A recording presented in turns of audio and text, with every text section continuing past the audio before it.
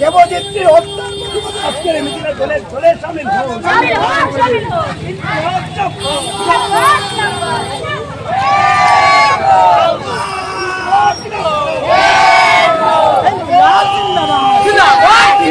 অবিলম্বে দেবজিৎ হত্যাকারীদের ফাঁসি চাই।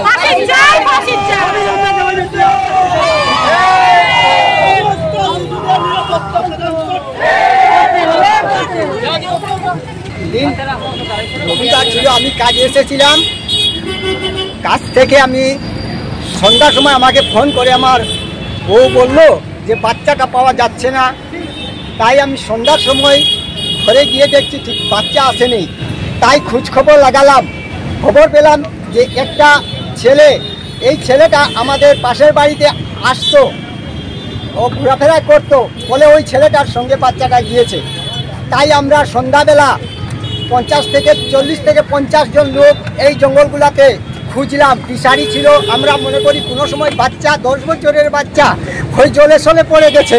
তাই অনেক খোঁজাখুঁজি করে তারপরে আসলাম, পালাম না। তারপরে আমরা যোগাযোগ করে দোয়ারবন থানার সঙ্গে কেস লিখে করে দিলাম।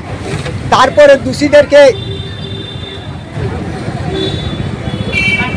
তারপরে কেস দেওয়ার পরে সোমবার আমার বাচ্চার মৃতদেহ উদ্ধার হয়েছে।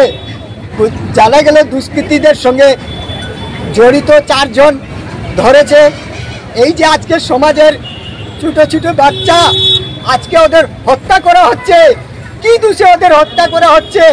আমি প্রশাসন কাছে এটাই দাবি চাইছি যে ওদের ফাঁসি ছাড়া আর কিছু হবে হওয়া দরকার নেই, ফাঁসি চাই ওদের।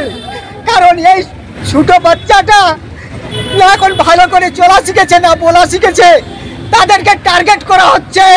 কিসের জন্য? কোথায় সরকার, কোথায় প্রশাসন? আমাকে বলছে তোমার দুষ্কৃতীদেরকে ধরে সাজা করে দিয়েছি, সাজা তো কাল পরশু বের হয়ে ছুটে যাবে। তারপরে কি হবে? তারপরের বিচার কোথায় যাবে?